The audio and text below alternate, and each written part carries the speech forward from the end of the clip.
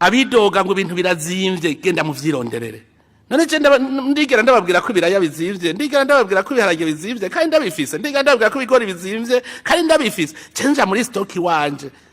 jewe ndafise nk'ubu itoni irenga ya mire ndafise itoni zingahe ibiyoba ndafise itoni nka 5 z'ibigori nza ndasya ndafise ibiharage muri stock ndafise umuceri muri stock neje nkandazi ko bizimvye none no bimenya gute none mweho ni kubera iki mutogira nk'uko kubera iki mutogira uko mwaramutse mu maposte maze imisi nkora mbaza imigambi abadede bariko barakora hamwe mbere n'ubusesanguzi nakoze ku majambo Reverien reko avuga ngo abanyagihugu naje kuzana amadolari nasuye kubona ya makomente avuga ngo none wowe ngo wakoze iki ngo wowe ngo umugambi wazanye n'uyuhe nashaka tumere nk'abibukanya kandi canke twigishine ko bamwe ntimubizi ko mutarigira mubona leta ikora tumvikane akamaro canke igikorwa le rôle de l'État akamaro ka gouvernement muri rusangi kuko nyene ahatagira ubukuru nyabwo hatagira iteka ntihagira nitekane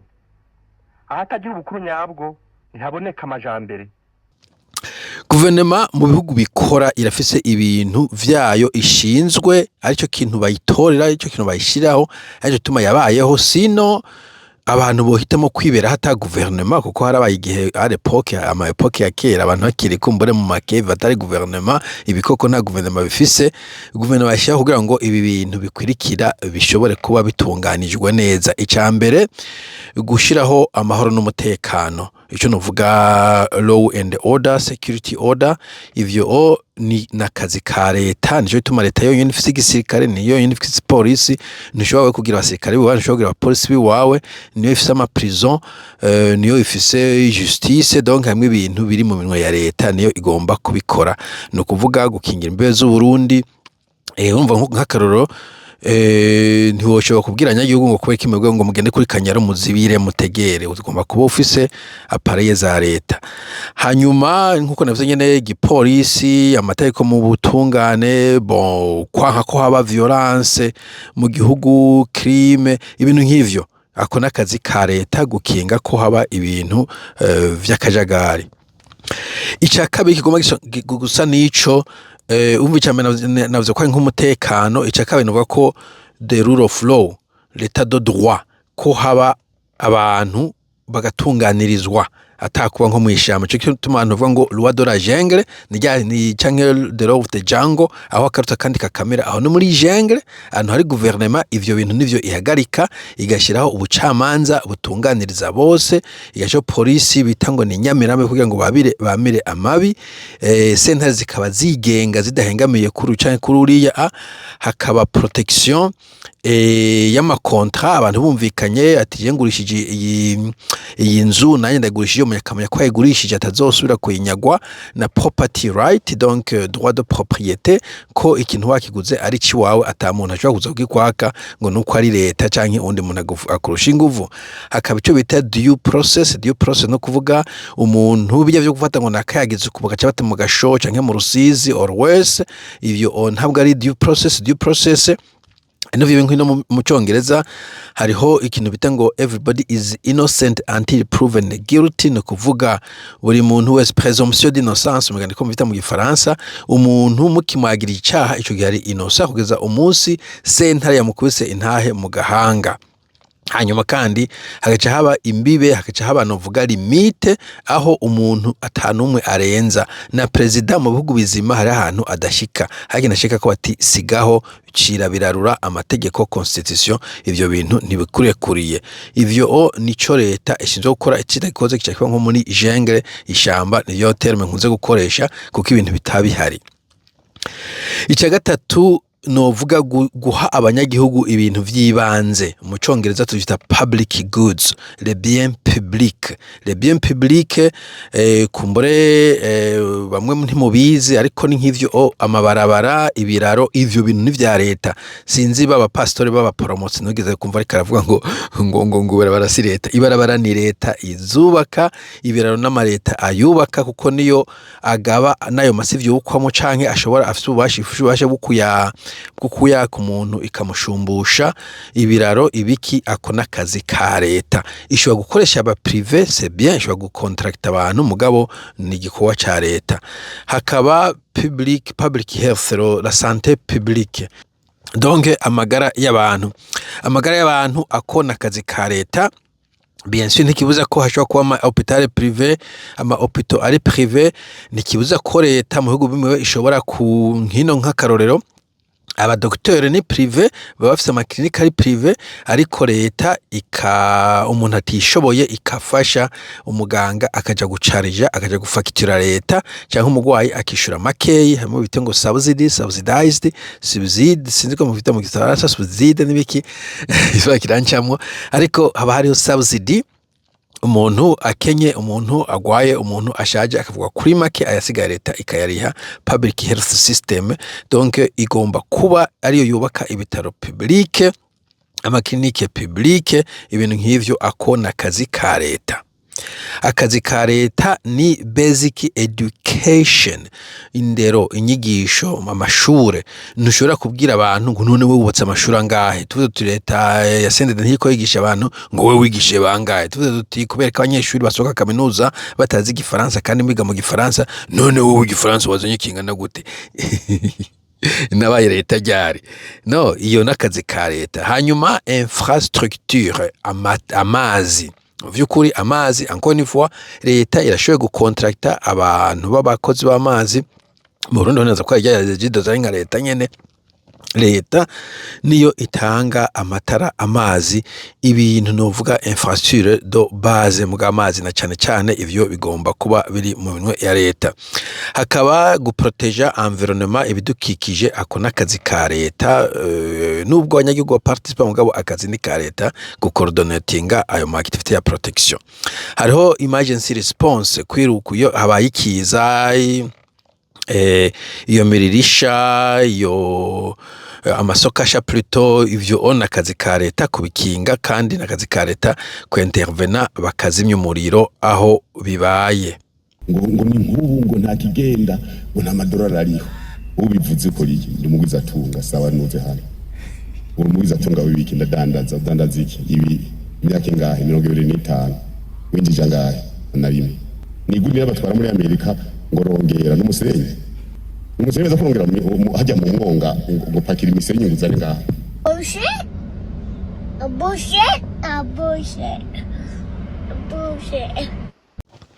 Bo icakane mvuge nyarutsa harimwo kumanajinga, gujera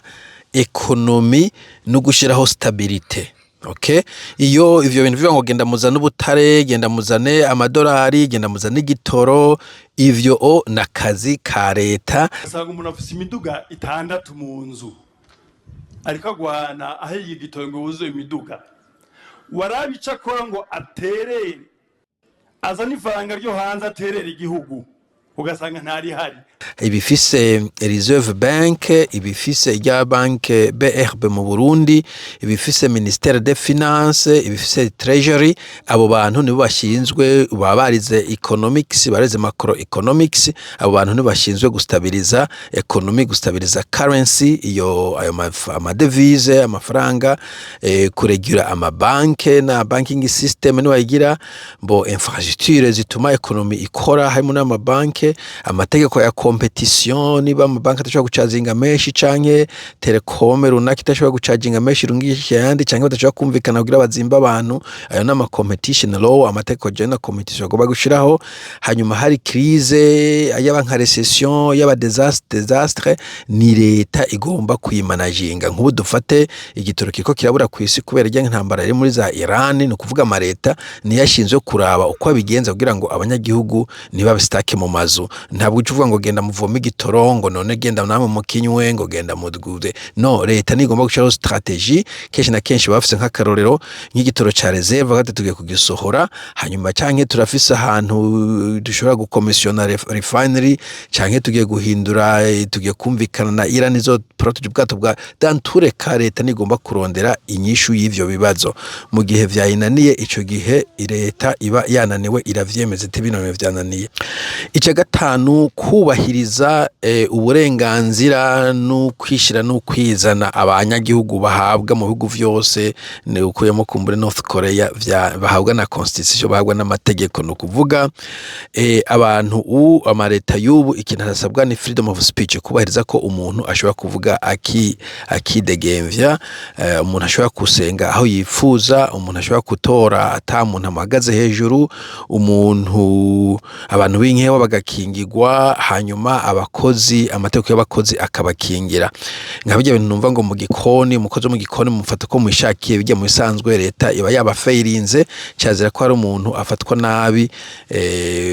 nk'umuretwa canke agakora ta kontra ihari canke umukoresha akabara desida uko ahemba umukozi umusa muhemba ibintu nk'ivyo leta niyo ishinzwe gushiraho izo regulation zingena akazi gakorwa no guproteja abakozi babo ariko navuze n'ivyo by'ibindi vyose ama liberté n'amadroit abanyagihugu bafise ni leta igomba kuyubahiriza kuyashiraho d'abord mu mategeko hanyuma kayubahiriza muri za nzego navuga z'ubutungane n'inyamiramabe. Ica gatandatu hariho nuvuga kunywanisha abanyagihugu. Ubukuru twahawe tubwirizwa kubukoresha mu guhumuriza abarundi bose mu kugwiza urukundo n'amahoro mu gihugu cacu. Ako nakazi ka leta kuraba ko ibintu kirakora ata abanyagihugu runaka barenganijwe ajya ama discours bagenda baravuga ngo urabona ngo bari ango na bari ajya ntuburi kuranywanisha uri leta ugomba kugerageza ukavuzana ijambo gihumure byo gufata bari biharuwe bice bikorwa ivyo kubatwara kuba page ngo tubabaza amazina abasona banyuko mutugora mudahuturira ibiharage wapi abantu ushaka kumara umuntu yakoze ikibuka muhana kuri ico kibe ntucu umubwira ngo ni wa mugwi w'abantu bagomba kugira nta mugwi w'abantu bashobora gukora na bose ngo nabahutu n'abatutsi n'abatongo bose bakoranye ku gasozi runaka ngo bashize ingengizi nezi n'umuhutu umwe n'umututsi umwe n'umutwa umwe yidombokeje canke batanu batandatu 10 20 n'amajana 9 biragusha mugabo ntabwo ari umugwi wose naho bo bari benshi igikuru nuko leta igerageza kurondera kubanywanisha aho kurondera gutera iba diviza bacamwo imigwi ivyo bica bijana mu bintu byo gutanga nk'ubuzi nk'akaroro utanga gupendeza ugakaziye bari abandi ntubahe mu bindi bintu byose ico gihe ntuburi ko ufasha muri cohesion no mu bumwe bw'igihugu ico gihe uri kuragabanura chance yuko igihugu kimera nk'igitunganye ano mpamvu naho muri Afrika no muri za mu bihugu by'abaraba mu ntambara no kubera keshi na keshi usanga bananirwa nuko bahuza abantu bose kugira ngo bose bazamukira rimwe mu gutunganya igihugu. Ikindwi novuga ico novuga ku gushiraho kwerekana leta ko ikwiye kuba leta ibyo bita legitimacy ko iyo leta iri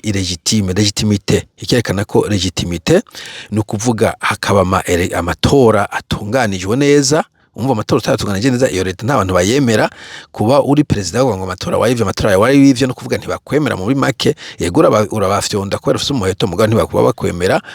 bo hakaba hariho ko leta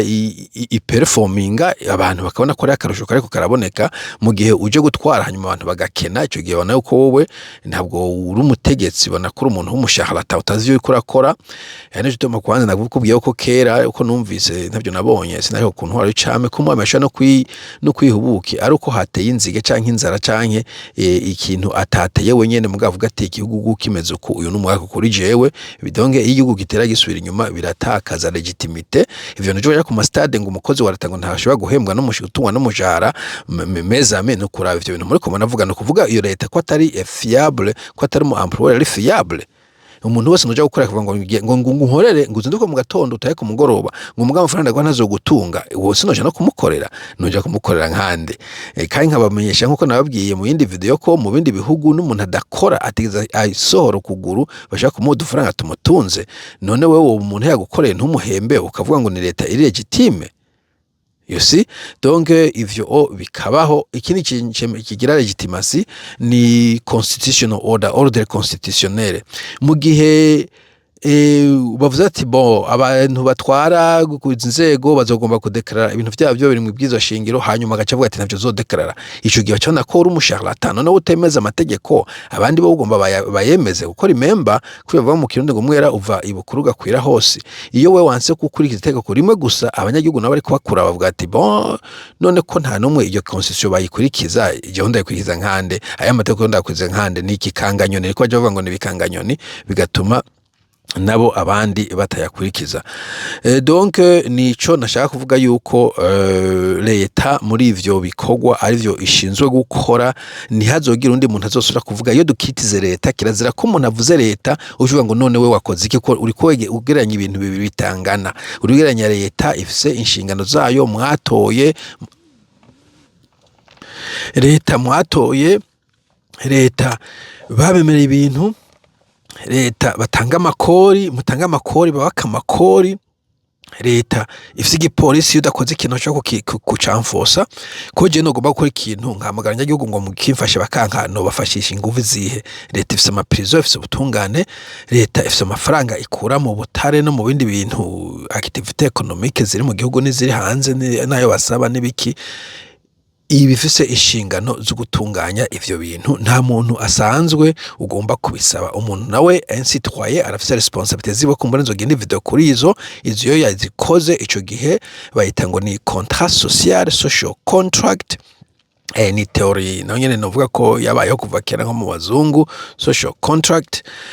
ni ukuvuga leta ifise ibintu ikora, umunyagihugu afita ibindi akora, hakaba ntuzeye responsabilité z'umunyagihugu contre leta vis-à-vis de leta, na leta vis-à-vis y'umunyagihugu n'abanyagihugu vis-à-vis y'abandi banyagihugu, niyo bita contrat social. Iyo leta ihemutse kuri ivyo iba yishiye contrat social, ico gihe ibitakaje legitimité, kuyita leta uba unayirenganije. Voilà, nibaza ko mutahuye, navuzemo vyinshi cyane ariko naza ko vyatahuritse, ariko sinzosubira kumva umuntu avuga ngo none wewe ndiko ndavuga leta, sinavuze we bintu ukora. Umunyagihugu azaje ndamwataka gake pe, we mu nzi wawe nukora bishaka puvi ko weza amategeko, nta kintu tugusavye, ariko leta ifise ibintu vyinshi tuyisaba, itabikoze ifoko yemera ati twananiwe. Sivuze ngo leta yose yama yashoboye, mugabo ikintu cyo gufata responsabilité, accountability, bakemera ati iki kintu cyatunaniye, mugabo nitugomba kugikora. Ntabwo abanyagihugu bagomba kuzana amadevize, bagomba kuzana amapetroli, bagomba kubaka ibitaro, bagomba kubaka amashure, bagomba kuha pension abasaza n'ibindi. Sawa, mugira umunsi mwiza. Abantu muri mu gisagara ca Bujumbura kuko nimwe mwidodomba cyane, ndabasavye muduge.